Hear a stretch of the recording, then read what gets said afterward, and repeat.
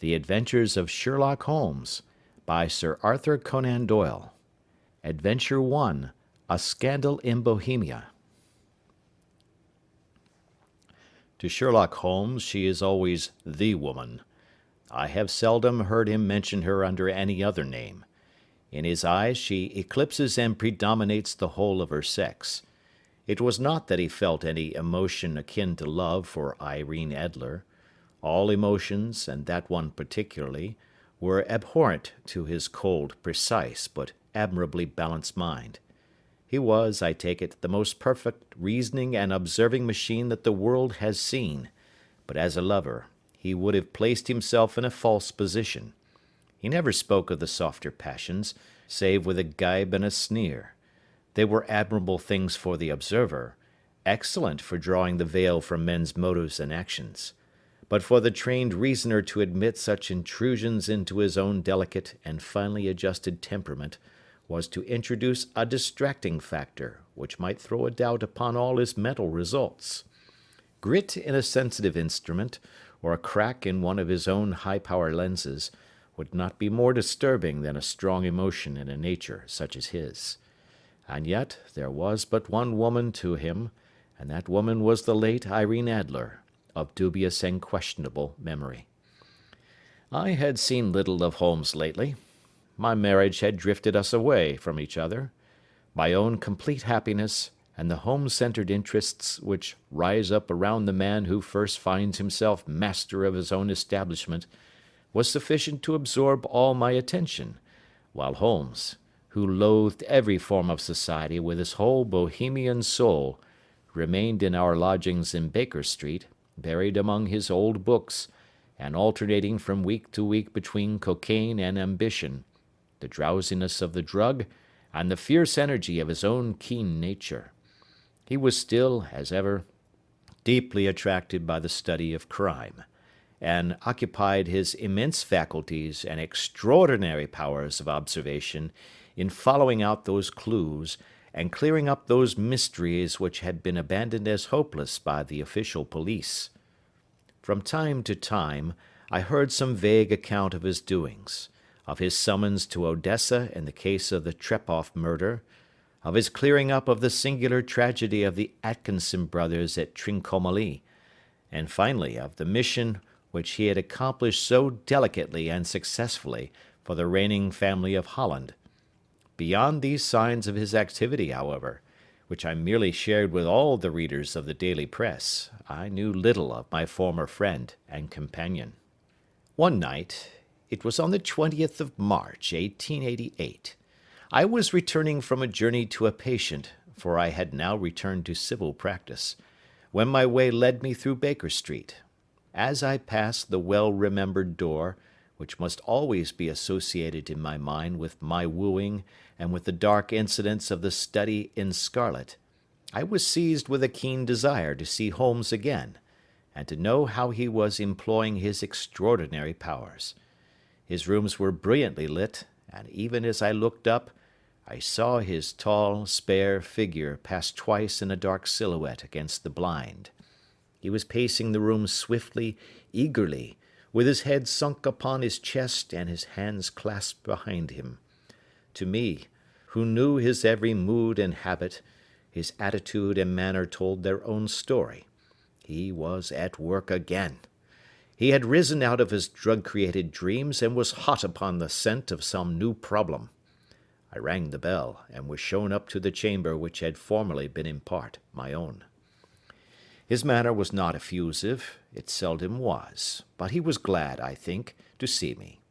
With hardly a word spoken, but with a kindly eye, he waved me to an armchair, threw across his case of cigars, and indicated a spirit case and a gasogene in the corner. Then he stood before the fire and looked me over in his singular introspective fashion. "Wedlock suits you," he remarked. "I think, Watson, that you have put on 7½ pounds since I saw you." "7," I answered. "Indeed, I should have thought a little more. Just a trifle more, I fancy, Watson. And in practice again, I observe. You did not tell me that you intended to go into harness." Then how do you know? I see it, I deduce it. How do I know that you have been getting yourself very wet lately, and that you have a most clumsy and careless servant girl? My dear Holmes, said I, this is too much. You would certainly have been burned had you lived a few centuries ago. It is true that I had a country walk on Thursday and came home in a dreadful mess, but as I have changed my clothes, I can't imagine how you deduce it. As to Mary Jane, she is incorrigible, and my wife has given her notice, but there again, I fail to see how you work it out. He chuckled to himself and rubbed his long, nervous hands together. It is simplicity itself, said he. My eyes tell me that on the inside of your left shoe, just where the firelight strikes it, the leather is scored by 6 almost parallel cuts. Obviously, they have been caused by someone who has very carelessly scraped round the edges of the sole in order to remove crusted mud from it. Hence, you see, my double deduction that you have been out in vile weather, and that you had a particularly malignant boot-slitting specimen of the London slavey. As to your practice, if a gentleman walks into my rooms smelling of iodoform, with a black mark of nitrate of silver upon his right forefinger, and a bulge on the right side of his top hat, to show where he has secreted his stethoscope, I must be dull indeed, if I do not pronounce him to be an active member of the medical profession. I could not help laughing at the ease with which he explained his process of deduction. When I hear you give your reasons, I remarked, the thing always appears to me to be so ridiculously simple that I could easily do it myself, though at each successive instance of your reasoning I am baffled until you explain your process. And yet I believe that my eyes are as good as yours. Quite so, he answered, lighting a cigarette, and throwing himself down into an armchair. You see, but you do not observe. The distinction is clear. For example, you have frequently seen the steps which lead up from the hall to this room. Frequently. How often? Well, some hundreds of times. Then how many are there? How many? I don't know. Quite so. You have not observed, and yet you have seen. That is just my point. Now, I know that there are 17 steps, because I have both seen and observed. By the way, since you are interested in these little problems, and since you are good enough to chronicle one or two of my trifling experiences, you may be interested in this. He threw over a sheet of thick, pink-tinted notepaper which had been lying open upon the table. It came by the last post, said he. Read it aloud. The note was undated, and without either signature or address. There will call upon you tonight at 7:45, it said, a gentleman who desires to consult you upon a matter of the very deepest moment. Your recent services to one of the royal houses of Europe have shown that you are one who may safely be trusted with matters which are of an importance which can hardly be exaggerated. This account of you we have from all quarters received. Be in your chamber then at that hour, and do not take it amiss if your visitor wear a mask. This is indeed a mystery, I remarked. What do you imagine that it means? I have no data yet. It is a capital mistake to theorize before one has data. Insensibly one begins to twist facts to suit theories, instead of theories to suit facts. But the note itself, what do you deduce from it? I carefully examined the writing, and the paper upon which it was written. The man who wrote it was presumably well-to-do, I remarked, endeavouring to imitate my companion's processes. Such paper could not be bought under 1/2 a packet. It is peculiarly strong and stiff. Peculiar, that is the very word, said Holmes. It is not an English paper at all. Hold it up to the light. I did so, and saw a large E with a small g, a capital P, and a large capital G with a small t woven into the texture of the paper. "What do you make of that?" asked Holmes. "The name of the maker, no doubt, or his monogram, rather." "Not at all. The G with a small t stands for Gesellschaft, which is German for company. It is a customary contraction like our CO for company. P, of course, stands for Papier. Now for the EG. Let us glance at our Continental Gazetteer." He took down a heavy brown volume from his shelves. Iglonitz, here we are, Egria. It is in a German-speaking country, in Bohemia, not far from Carlsbad. Remarkable as being the scene of the death of Wallenstein, and for its numerous glass factories and paper mills. Ha ha, my boy, what do you make of that? His eyes sparkled, and he sent up a great blue triumphant cloud from his cigarette. "The paper was made in Bohemia," I said. "Precisely, and the man who wrote the note is a German. Do you note the peculiar construction of the sentence? 'This account of you we have from all quarters received'? A Frenchman or Russian could not have written that.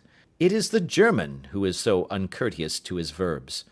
It only remains, therefore, to discover what is wanted by this German who writes upon Bohemian paper and prefers wearing a mask to showing his face. And here he comes, if I am not mistaken, to resolve all our doubts." As he spoke, there was a sharp sound of horses' hoofs and grating wheels against the curb, followed by a sharp pull at the bell. Holmes whistled. "A pair, by the sound," said he. "Yes," he continued, glancing out of the window. "A nice little brougham and a pair of beauties. 150 guineas apiece. There's money in this case, Watson, if there is nothing else." "I think that I had better go, Holmes." "Not a bit, Doctor. Stay where you are. I am lost without my Boswell, and this promises to be interesting. It would be a pity to miss it." "But your client—" "Never mind him. I may want your help, and so may he. Here he comes. Sit down in that armchair, Doctor, and give us your best attention." A slow and heavy step, which had been heard upon the stairs and in the passage, paused immediately outside the door. Then there was a loud and authoritative tap. "Come in," said Holmes. A man entered who could hardly have been less than 6 feet 6 inches in height, with a chest and limbs of a Hercules.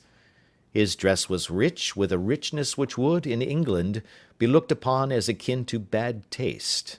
Heavy bands of astrakhan were slashed across the sleeves and fronts of his double-breasted coat, while the deep blue cloak which was thrown over his shoulders was lined with flame-coloured silk, and secured at the neck with a brooch, which consisted of a single flaming beryl.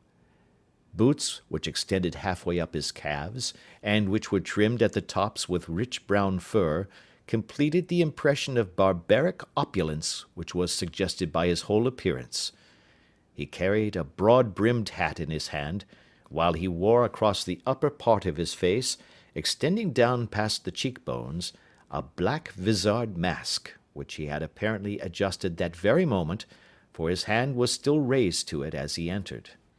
From the lower part of the face he appeared to be a man of strong character, with a thick, hanging lip, and a long, straight chin suggestive of resolution pushed to the length of obstinacy. "You had my note?" he asked, with a deep, harsh voice and a strongly marked German accent. "I told you that I would call." He looked from one to the other of us, as if uncertain which to address. "Pray take a seat," said Holmes. "This is my friend and colleague, Dr. Watson, who is occasionally good enough to help me in my cases. Whom have I the honour to address?"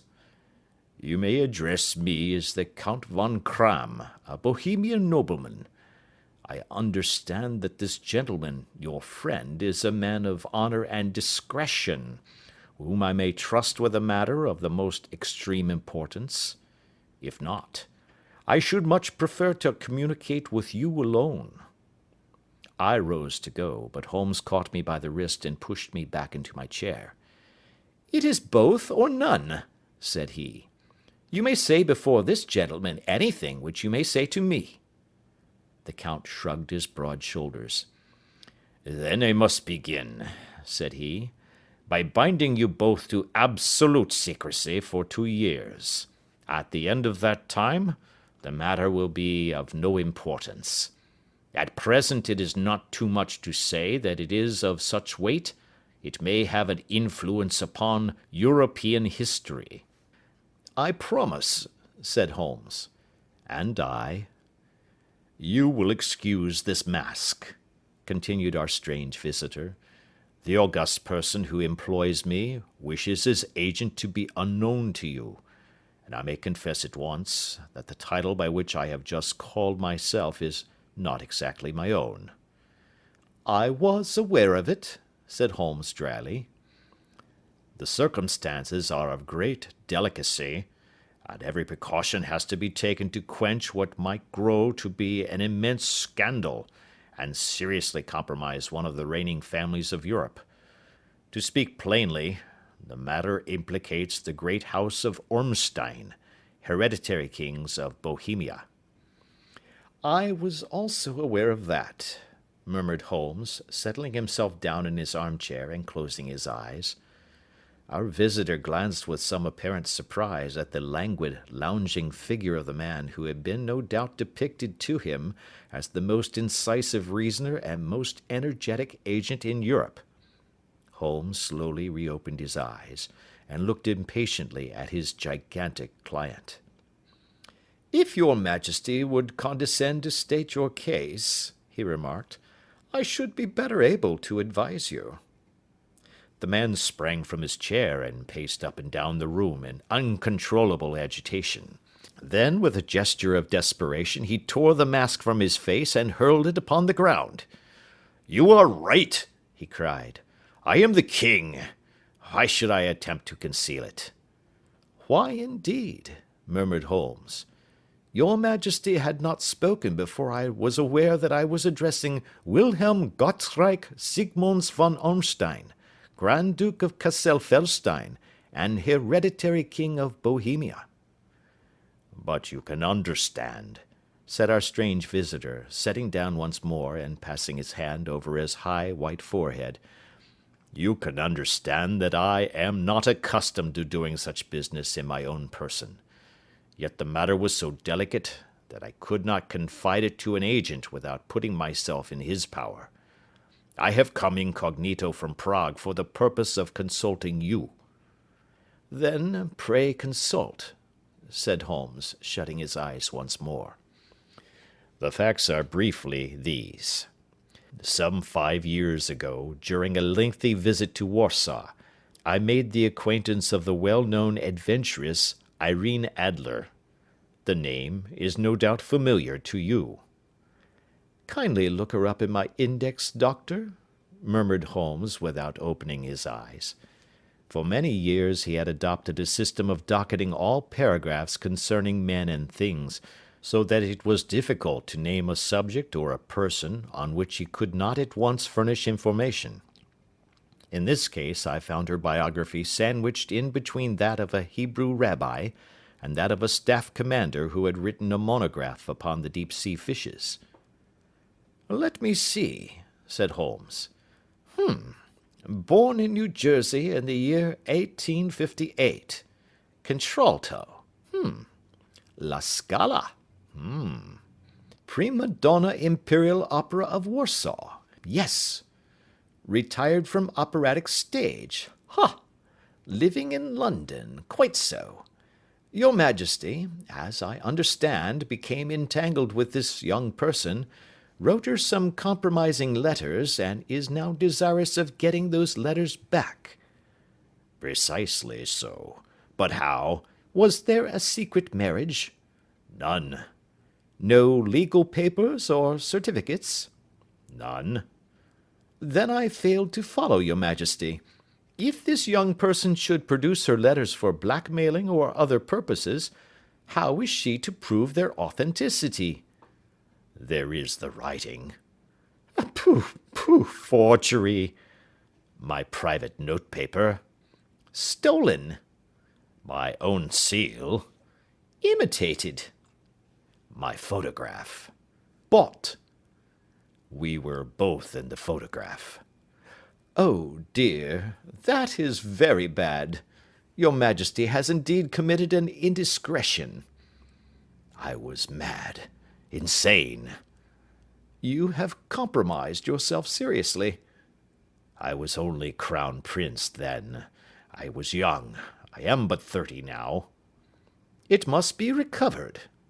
We have tried and failed. Your Majesty must pay. It must be bought. She will not sell. Stolen, then.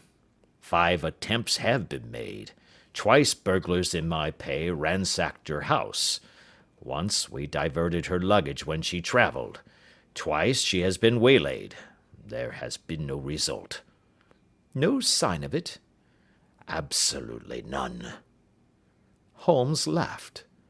It is quite a pretty little problem, said he. But a very serious one to me, returned the king reproachfully. Very, indeed. And what does she propose to do with the photograph? To ruin me. But how? I am about to be married. So I have heard. To Clotilde Lothman von Saxe-Meiningen, second daughter of the King of Scandinavia. You may know the strict principles of her family. She is herself the very soul of delicacy. A shadow of a doubt as to my conduct would bring the matter to an end. And Irene Adler? Threatens to send them the photograph, and she will do it. I know that she will do it. You do not know her, but she has a soul of steel. She has the face of the most beautiful of women, and the mind of the most resolute of men. Rather than I should marry another woman, there are no lengths to which she would not go. None. You are sure that she has not sent it yet? I am sure. And why? Because she has said that she would send it on the day when the betrothal was publicly proclaimed. That will be next Monday. Oh, then we have 3 days yet, said Holmes with a yawn. That is very fortunate, as I have 1 or 2 matters of importance to look into just at present. Your Majesty will, of course, stay in London for the present? Certainly. You will find me at the Langham under the name of the Count von Kram. Then I shall drop you a line to let you know how we progress. Pray do so. I shall be all anxiety. Then, as to money? You have carte blanche. Absolutely. I tell you that I would give 1 of the provinces of my kingdom to have that photograph. And for present expenses? The king took a heavy chamois leather bag from under his cloak and laid it on the table. There are 300 pounds in gold and 700 in notes, he said. Holmes scribbled a receipt upon a sheet of his notebook and handed it to him. And mademoiselle's address? He asked. Is Briony Lodge, Serpentine Avenue, St. John's Wood. Holmes took a note of it. One other question, said he. Was the photograph a cabinet? It was. Then good night, your Majesty, and I trust that we shall soon have some good news for you. And good night, Watson, he added, as the wheels of the royal brougham rolled down the street. If you will be good enough to call tomorrow afternoon at 3 o'clock, I should like to chat this little matter over with you. Part 2. At 3 o'clock precisely, I was at Baker Street, but Holmes had not yet returned. The landlady informed me that he had left the house shortly after 8 o'clock in the morning. I sat down before the fire, however, with the intention of awaiting him, however long he might be. I was already deeply interested in his inquiry, for, though it was surrounded by none of the grim and strange features which were associated with the two crimes which I have already recorded, still, the nature of the case and the exalted station of his client gave it a character of its own. Indeed, apart from the nature of the investigation which my friend had on hand, there was something in his masterly grasp of a situation, and his keen, incisive reasoning, which made it a pleasure to me to study his system of work, and to follow the quick, subtle methods by which he disentangled the most inextricable mysteries. So accustomed was I to his invariable success that the very possibility of his failing had ceased to enter into my head.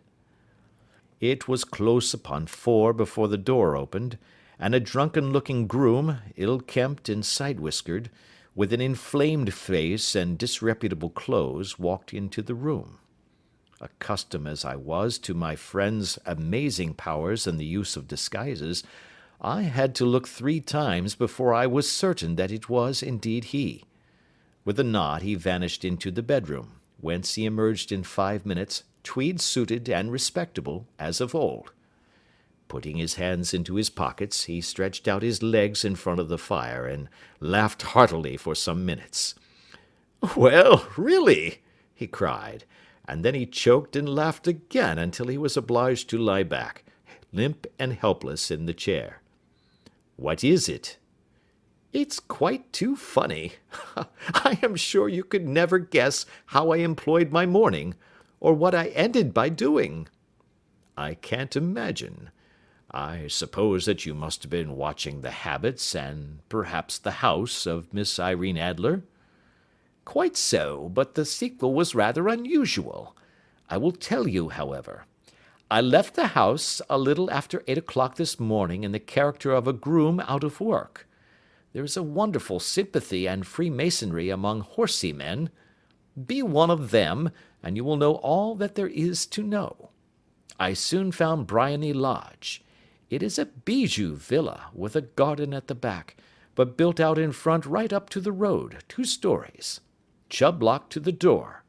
Large sitting room on the right side, well furnished, with long windows almost to the floor, and those preposterous English window fasteners which a child could open. Behind there was nothing remarkable, save that the passage window could be reached from the top of the coach-house. I walked round it, and examined it closely from every point of view, but without noting anything of interest. I then lounged down the street and found, as I expected, that there was a mews in a lane which runs down by one wall of the garden.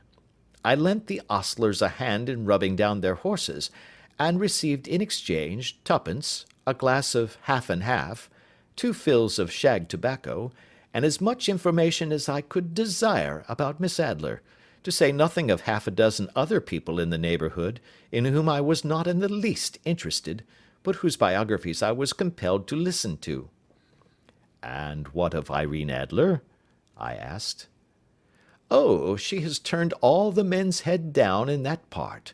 She is the daintiest thing under a bonnet on this planet. So say the Serpentine Mews to a man. She lives quietly, sings at concerts, drives out at 5 every day, and returns at 7 sharp for dinner. Seldom goes out at other times except when she sings. Has only 1 male visitor, but a good deal of him. He is dark, handsome, and dashing, never calls less than once a day, and often twice. He is a Mr. Godfrey Norton, of the Inner Temple. See the advantages of a cabman as a confidant. They had driven him home a dozen times from Serpentine Mews, and knew all about him. When I had listened to all they had to tell, I began to walk up and down near Briony Lodge once more, and to think over my plan of campaign. This Godfrey Norton was evidently an important factor in the matter. He was a lawyer. That sounded ominous. What was the relation between them, and what the object of his repeated visits? Was she his client, his friend, or his mistress? If the former, she had probably transferred the photograph to his keeping. If the latter, it was less likely. On the issue of this question depended whether I should continue my work at Briony Lodge, or turn my attention to the gentlemen's chambers in the Temple. It was a delicate point, and it widened the field of my inquiry. I fear that I bore you with these details, but I have to let you see my little difficulties, if you are to understand the situation. I am following you closely, I answered. I was still balancing the matter in my mind when a hansom cab drove up to Briony Lodge, and a gentleman sprang out. He was a remarkably handsome man, dark, aquiline, and moustached, evidently the man of whom I had heard. He appeared to be in a great hurry, shouted to the cabman to wait, and brushed past the maid who opened the door with the air of a man who was thoroughly at home. He was in the house about half an hour, and I could catch glimpses of him in the windows of the sitting-room, pacing up and down, talking excitedly, and waving his arms. Of her I could see nothing. Presently he emerged, looking even more flurried than before. As he stepped up to the cab, he pulled a gold watch from his pocket and looked at it earnestly. "Drive like the devil!" he shouted. "First to Gross and Hankey's in Regent Street, and then to the Church of St. Monica in the Edgware Road. Half a guinea if you do it in 20 minutes. Away they went, and I was just wondering whether I should not do well to follow them, when up the lane comes a neat little landau, the coachman with his coat only half buttoned, and his tie under his ear, while all the tags of his harness were sticking out of the buckles. It hadn't pulled up before she shot out of the hall door and into it. I only caught a glimpse of her at the moment, but she was a lovely woman, with a face that a man might die for. "The Church of St. Monica, John," she cried, "and half a sovereign if you reach it in 20 minutes. This was quite too good to lose, Watson. I was just balancing whether I should run for it, or whether I should perch behind her landau, when a cab came through the street. The driver looked twice at such a shabby fare, but I jumped in before he could object. "The Church of St. Monica," said I, "and half a sovereign if you reach it in 20 minutes. It was 25 minutes to 12, and of course it was clear enough what was in the wind. My cabby drove fast. I don't think I ever drove faster, but the others were there before us. The cab and the landau with their steaming horses were in front of the door when I arrived. I paid the man and hurried into the church. There was not a soul there save the two whom I had followed, and a surpliced clergyman, who seemed to be expostulating with them. They were all three standing in a knot in front of the altar. I lounged up the side aisle like any other idler who has dropped into a church. Suddenly, to my surprise, the three at the altar faced round to me, and Godfrey Norton came running as hard as he could towards me. "Thank God!" he cried. "You'll do. Come, come." "What then?" I asked.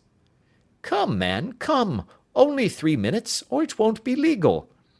I was half dragged up to the altar, and before I knew where I was, I found myself mumbling responses which were whispered in my ear, and vouching for things of which I knew nothing, and generally assisting in the secure tying up of Irene Adler, spinster, to Godfrey Norton, bachelor.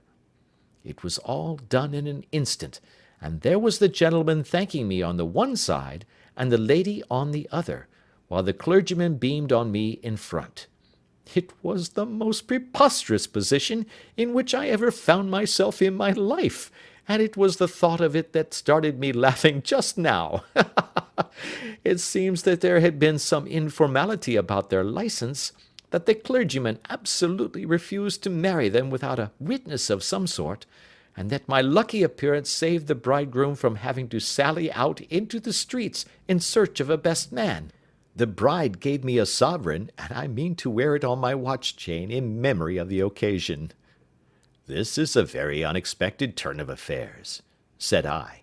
"And what then?" "Well, I found my plans very seriously menaced. It looked as if the pair might take an immediate departure, and so necessitate very prompt and energetic measures on my part. At the church door, however, they separated, he driving back to the Temple, and she to her own house. "I shall drive out in the park at 5 as usual," she said as she left him. I heard no more. They drove away in different directions, and I went off to make my own arrangements. "Which are?" "Some cold beef and a glass of beer," he answered, ringing the bell. "I have been too busy to think of food, and I am likely to be busier still this evening. By the way, Doctor, I shall want your cooperation." "I shall be delighted." "You don't mind breaking the law?" "Not in the least."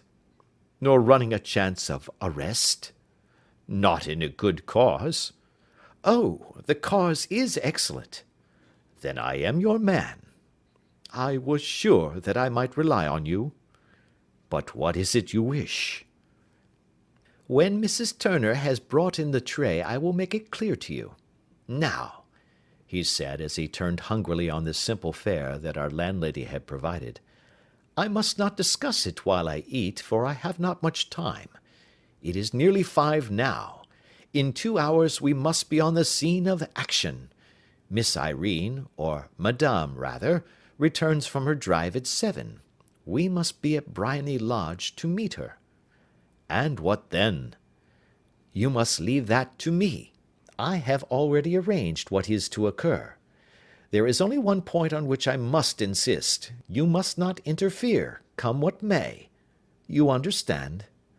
"I am to be neutral?" "To do nothing whatever. There will probably be some small unpleasantness. Do not join in it. It will end in my being conveyed into the house. 4 or 5 minutes afterwards the sitting-room window will open. You are to station yourself close to that open window." "Yes." "You are to watch me, for I will be visible to you." "Yes." "And when I raise my hand, so, you will throw into the room what I give you to throw, and will, at the same time, raise the cry of fire. You quite follow me?" "Entirely." "It is nothing very formidable," he said, taking a long cigar-shaped roll from his pocket. "It is an ordinary plumber's smoke rocket, fitted with a cap at either end to make it self-lighting. Your task is confined to that. When you raise your cry of fire, it will be taken up by quite a number of people. You may then walk to the end of the street, and I will rejoin you in 10 minutes. I hope that I have made myself clear?"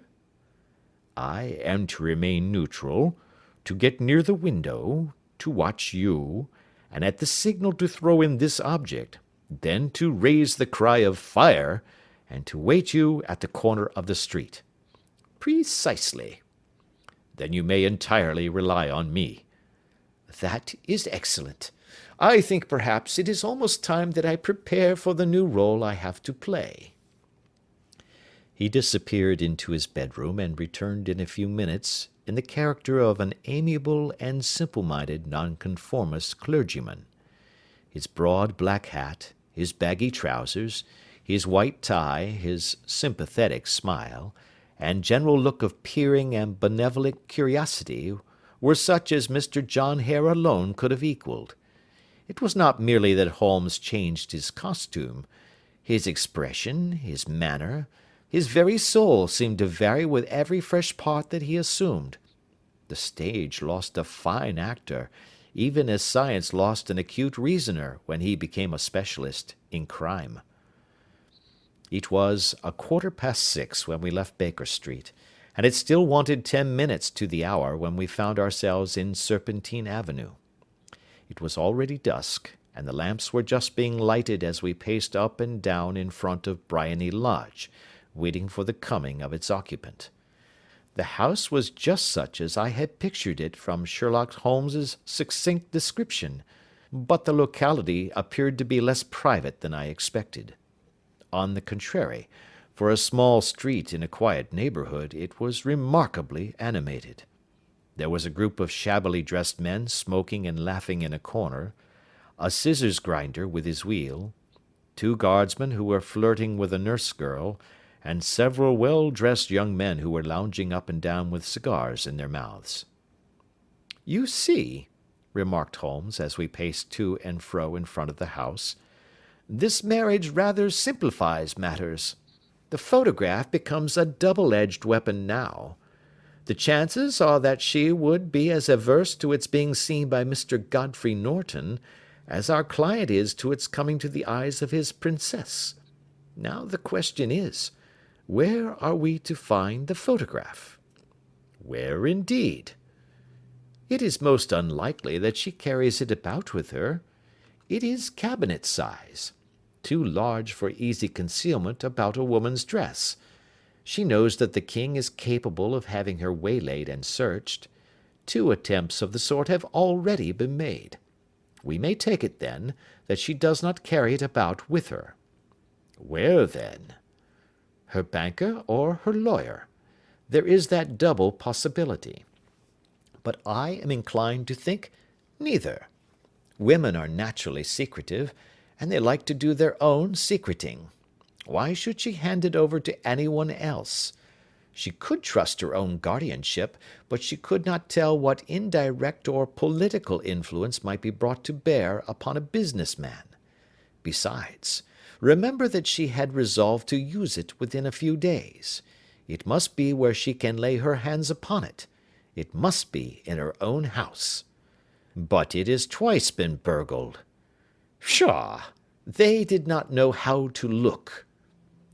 But how will you look? I will not look. What then? I will get her to show me. But she will refuse. She will not be able to. But I hear the rumble of wheels. It is her carriage. Now, carry out my orders to the letter. As he spoke, the gleam of the sidelights of a carriage came round the curve of the avenue. It was a smart little landau which rattled up to the door of Briony Lodge. As he pulled up, one of the loafing men at the corner dashed forward to open the door in the hope of earning a copper, but was elbowed away by another loafer, who had rushed up with the same intention. A fierce quarrel broke out, which was increased by the 2 guardsmen, who took sides with one of the loungers, and by the scissors grinder, who was equally hot upon the other side. A blow was struck, and in an instant the lady, who had stepped from her carriage, was the centre of a little knot of flushed and struggling men, who struck savagely at each other with their fists and sticks. Holmes dashed into the crowd to protect the lady, but, just as he reached her, he gave a cry and dropped to the ground, with the blood running freely down his face. At his fall the guardsmen took to their heels in one direction, and the loungers in the other, while a number of better-dressed people, who had watched the scuffle without taking part in it, crowded in to help the lady and to attend to the injured man. Irene Adler, as I will still call her, had hurried up the steps, but she stood at the top with her superb figure outlined against the lights of the hall, looking back into the street. "Is the poor gentleman much hurt?" she asked. "He is dead," cried several voices. "No, no, there's life in him," shouted another, "but he'll be gone before you can get him to hospital." "He's a brave fellow," said a woman. "They would have had the lady's purse and watch if it hadn't been for him. They were a gang, and a rough one too. Ah, he's breathing now." "He can't lie in the street. May we bring him in, marm?" "Surely. Bring him into the sitting-room. There is a comfortable sofa. This way, please." Slowly and solemnly he was borne into Briony Lodge and laid out in the principal room, while I still observed the proceedings from my post by the window. The lamps had been lit, but the blinds had not been drawn, so that I could see Holmes as he lay upon the couch. I do not know whether he was seized with compunction at that moment for the part he was playing, but I know that I never felt more heartily ashamed of myself in my life than when I saw the beautiful creature against whom I was conspiring, or the grace and kindliness with which she waited upon the injured man. And yet it would be the blackest treachery to Holmes to draw back now from the part which he had entrusted to me. I hardened my heart, and took the smoke rocket from under my ulster. After all, I thought, we are not injuring her. We are but preventing her from injuring another." Holmes had sat up upon the couch, and I saw him motion like a man who is in need of air. A maid rushed across and threw open the window. At the same instant I saw him raise his hand, and at the signal I tossed my rocket into the room with a cry of "Fire!" The word was no sooner out of my mouth than the whole crowd of spectators, well dressed and ill, gentlemen, ostlers, and servant maids, joined in a general shriek of "Fire!" Thick clouds of smoke curled through the room and out at the open window. I caught a glimpse of rushing figures, and a moment later the voice of Holmes from within, assuring them that it was a false alarm. Slipping through the shouting crowd, I made my way to the corner of the street, and in 10 minutes was rejoiced to find my friend's arm in mine, and to get away from the scene of uproar. He walked swiftly and in silence for some minutes until we had turned down one of the quiet streets which lead towards the Edgware Road. "You did it very nicely, Doctor," he remarked. "Nothing could have been better. It is all right." "You have the photograph?" "I know where it is." "And how did you find out?" "She showed me, as I told you she would." "I am still in the dark." "I do not wish to make a mystery," said he, laughing. "The matter was perfectly simple. You, of course, saw that everyone in the street was an accomplice. They were all engaged for the evening." "I guessed as much." "Then, when the row broke out, I had a little moist red paint in the palm of my hand. I rushed forward, fell down, clapped my hand to my face, and became a piteous spectacle. It is an old trick. That also I could fathom. Then they carried me in. She was bound to have me in. What else could she do? And into her sitting room, which was the very room which I suspected. It lay between that and her bedroom, and I was determined to see which. They laid me on a couch. I motioned for air. They were compelled to open the window, and you had your chance." "How did that help you?" "It was all important. When a woman thinks that her house is on fire, her instinct is at once to rush to the thing which she values most. It is a perfectly overpowering impulse, and I have more than once taken advantage of it. In the case of the Darlington substitution scandal it was of use to me, and also in the Arnsworth Castle business. A married woman grabs at her baby, an unmarried one reaches for her jewel box. Now it was clear to me that Our Lady of today had nothing in the house more precious to her than what we are in quest of. She would rush to secure it. The alarm of fire was admirably done. The smoke and shouting were enough to shake nerves of steel. She responded beautifully. The photograph is in a recess behind a sliding panel just above the right bell-pull. She was there in an instant, and I caught a glimpse of it as she half drew it out. When I cried out that it was a false alarm, she replaced it, glanced at the rocket, rushed from the room, and I have not seen her since. I rose, and making my excuses, escaped from the house. I hesitated whether to attempt to secure the photograph at once, but the coachman had come in, and as he was watching me narrowly, it seemed safer to wait.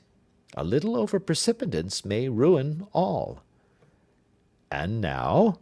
I asked. "Our quest is practically finished.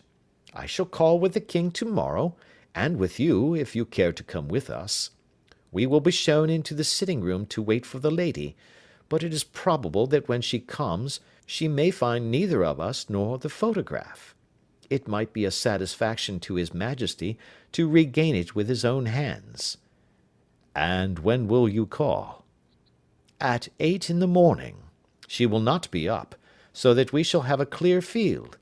Besides, we must be prompt, for this marriage may mean a complete change in her life and habits. I must wire to the king without delay."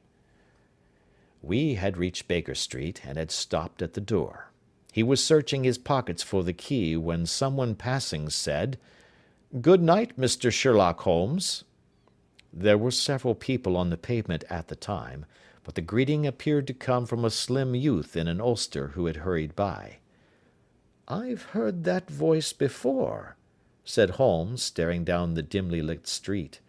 "Now, I wonder who the deuce that could have been." Part 3. I slept at Baker Street that night, and we were engaged upon our toast and coffee in the morning, when the King of Bohemia rushed into the room. "You have really got it?" he cried, grasping Sherlock Holmes by either shoulder, and looking eagerly into his face. "Not yet." "But you have hopes?" "I have hopes." "Then come, I am all impatience to be gone." "We must have a cab." "No, my brougham is waiting." "Then that will simplify matters." We descended, and started off once more for Briony Lodge. "Irene Adler is married," remarked Holmes. "Married? When?" "Yesterday." "But to whom?" "To an English lawyer named Norton." "But she could not love him." "I am in hopes that she does." "And why in hopes?" "Because it would spare your majesty all fear of future annoyance. If the lady loves her husband, she does not love your majesty. If she does not love your majesty, there is no reason why she should interfere with your majesty's plan." "It is true, and yet, well, I wish she had been of my own station. What a queen she would have made!" He relapsed into a moody silence, which was not broken until we drew up in Serpentine Avenue. The door of Briony Lodge was open, and an elderly woman stood upon the steps. She watched us with a sardonic eye as we stepped from the brougham. "Mr. Sherlock Holmes, I believe?" said she. "I am Mr. Holmes," answered my companion, looking at her with a questioning and rather startled gaze. "Indeed! My mistress told me that you were likely to call. She left this morning with her husband by the 5:15 train from Charing Cross for the Continent." "What!" Sherlock Holmes staggered back, white with chagrin and surprise. "Do you mean that she has left England?" "Never to return." "And the papers?" asked the king hoarsely. "All is lost." "We shall see." He pushed past the servant and rushed into the drawing-room, followed by the king and myself. The furniture was scattered about in every direction, with dismantled shelves and open drawers, as if the lady had hurriedly ransacked them before her flight. Holmes rushed at the bell-pull, tore back a small sliding shutter, and plunging in his hand, pulled out a photograph and a letter. The photograph was of Irene Adler herself in evening dress. The letter was superscribed to Sherlock Holmes, Esquire, to be left till called for. My friend tore it open, and we all three read it together. It was dated at midnight of the preceding night, and ran in this way: "My dear Mr. Sherlock Holmes, you really did it very well. You took me in completely. Until after the alarm of fire I had not a suspicion, but then when I found how I had betrayed myself, I began to think. I had been warned against you months ago. I had been told that, if the king employed an agent, it would certainly be you. And your address had been given me. Yet, with all this, you made me reveal what you wanted to know. Even after I became suspicious, I found it hard to think evil of such a dear, kind old clergyman. But, you know, I have been trained as an actress myself. Male costume is nothing new to me. I often take advantage of the freedom which it gives. I sent John, the coachman, to watch you, ran upstairs, got into my walking clothes, as I call them, and came down just as you departed. Well, I followed you to your door, and so made sure that I was really an object of interest to the celebrated Mr. Sherlock Holmes. Then I, rather imprudently, wished you good night, and started for the Temple to see my husband. We both thought the best resource was flight, when pursued by so formidable an antagonist. So you will find the nest empty when you call tomorrow. As to the photograph, your client may rest in peace. I love and am loved by a better man than he. The king may do what he will without hindrance from one whom he has cruelly wronged. I keep it only to safeguard myself, and to preserve a weapon which will always secure me from any steps which he might take in the future.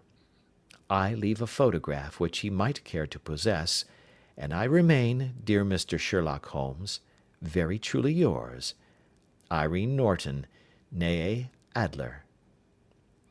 "What a woman! Oh, what a woman!" cried the King of Bohemia, when we had all three read this epistle. "Did I not tell you how quick and resolute she was? Would she not have made an admirable queen? Is it not a pity that she was not on my level?" "From what I have seen of the lady, she seems indeed to be on a very different level to your majesty," said Holmes coldly. "I am sorry that I have not been able to bring your majesty's business to a more successful conclusion." "On the contrary, my dear sir," cried the king, "nothing could be more successful. I know that her word is inviolate. The photograph is now as safe as if it were in the fire." "I am glad to hear your majesty say so." "I am immensely indebted to you. Pray tell me in what way I can reward you. This ring—" He slipped an emerald snake ring from his finger, and held it out upon the palm of his hand. "Your majesty has something which I should value even more highly," said Holmes. "You have but to name it." "This photograph." The king stared in amazement. "Irene's photograph!" he cried. "Certainly, if you wish it." "I thank your majesty. Then there is no more to be done in the matter. I have the honour to wish you a very good morning." He bowed, and turning away without observing the hand which the king had stretched out to him, he set off in my company for his chambers. And that was how a great scandal threatened to affect the kingdom of Bohemia, and how the best plans of Mr. Sherlock Holmes were beaten by a woman's wit. He used to make merry over the cleverness of woman, but I have not heard him do it of late. And when he speaks of Irene Adler, or when he refers to her photograph, it is always under the honourable title of the woman. End of chapter 1.